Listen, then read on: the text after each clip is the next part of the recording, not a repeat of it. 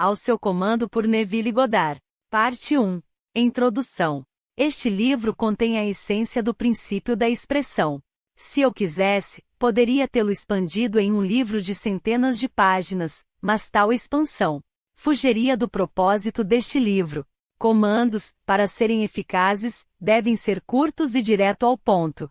O maior comando já registrado encontra-se nas poucas e simples palavras, e Deus disse, que se faça a luz. Se mantendo neste princípio, agora eu entrego a você, leitor, nestas poucas páginas, a verdade conforme revelada para mim. Ao seu comando. Pode o homem decretar alguma coisa e ela vir a acontecer? Mais que certamente que pode.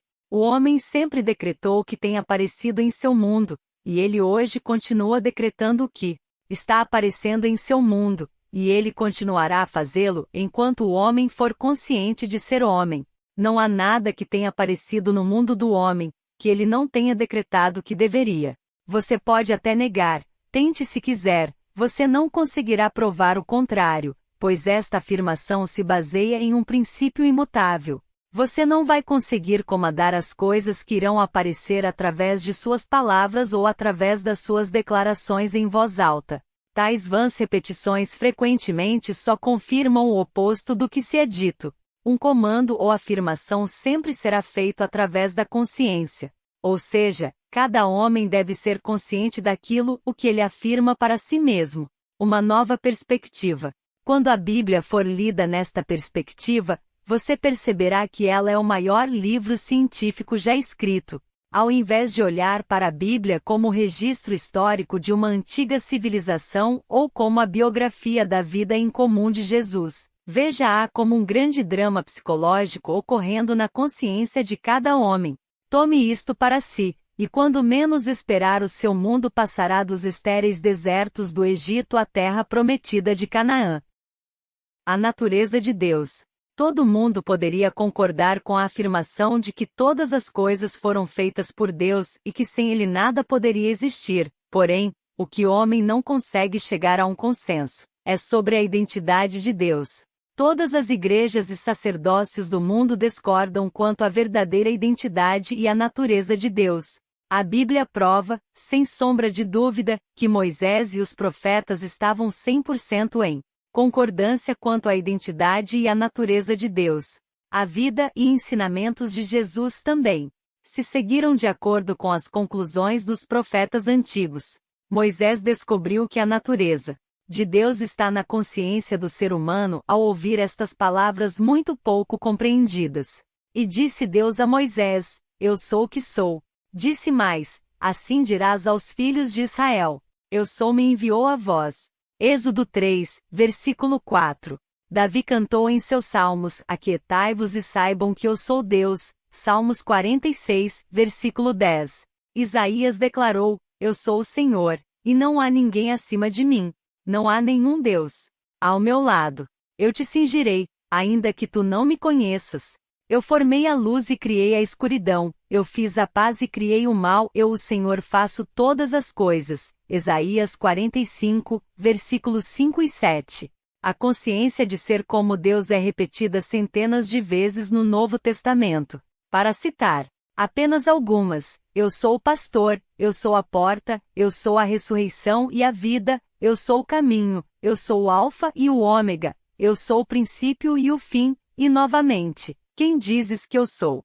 Não está escrito: Eu, Jesus, sou a porta, eu, Jesus, sou o caminho, e nem foi dito: Quem dizes que eu, Jesus, sou?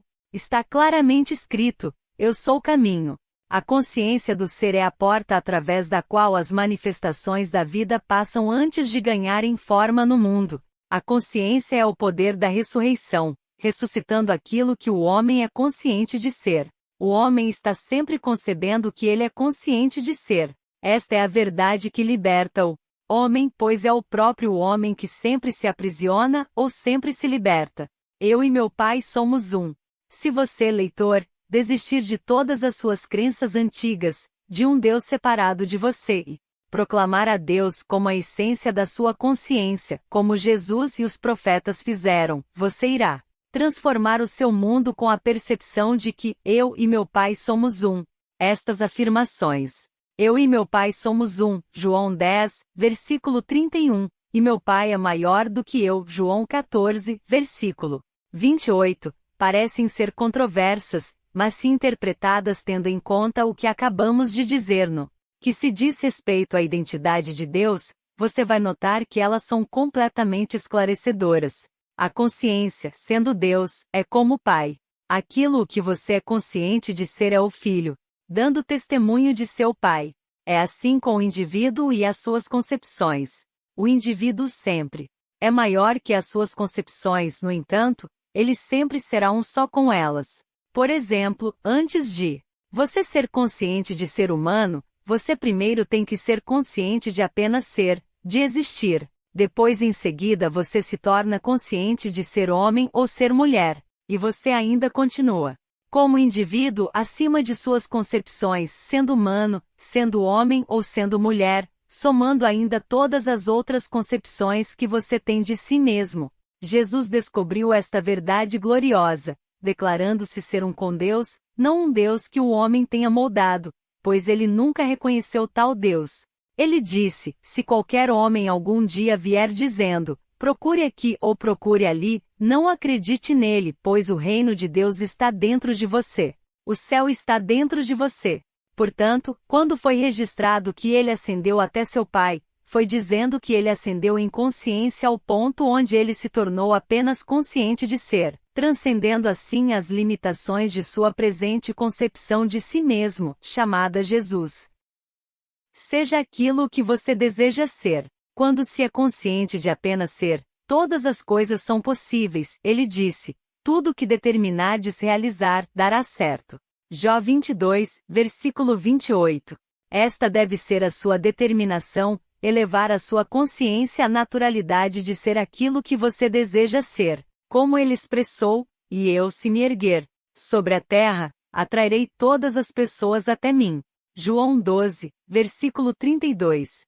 Se eu erguer minha consciência à naturalidade daquilo que eu desejo, atrairei a manifestação do que desejo para mim. Pois ele afirma: nenhum homem vem a mim sem que o Pai dentro de mim o tenha chamado, e eu e meu Pai somos um. Portanto, a consciência é o Pai que está atraindo as manifestações da vida até você.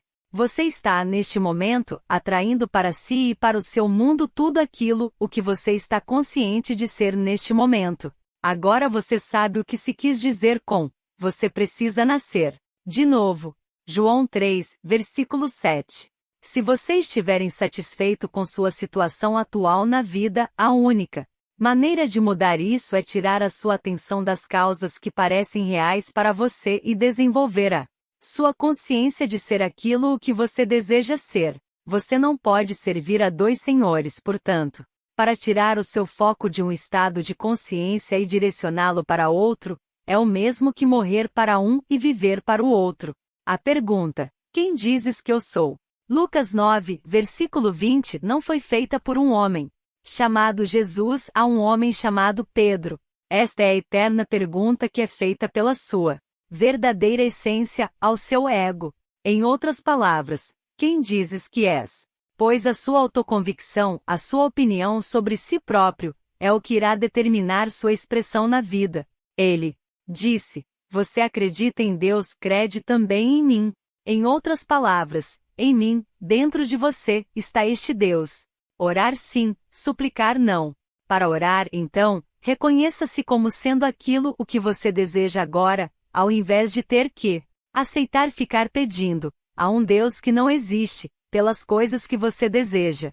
Agora você consegue entender por que milhões de orações não são atendidas.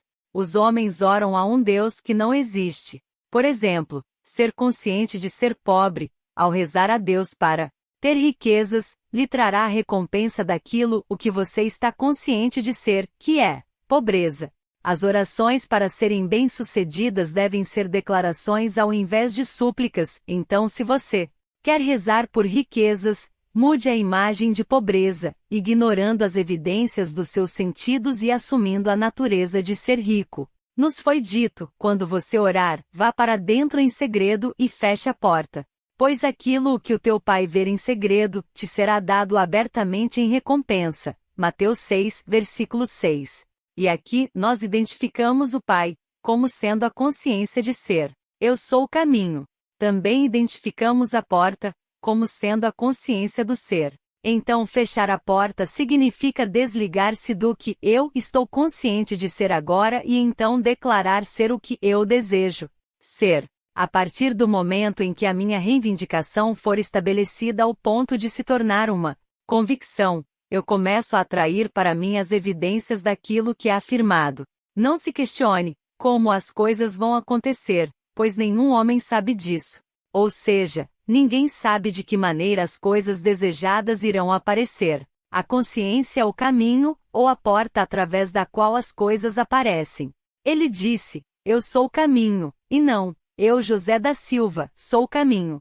Mas eu sou a consciência de ser, o caminho através do qual tudo tem que passar. Os sinais sempre sucedem, eles nunca precedem. Nada que esteja fora da sua consciência existe em seu mundo.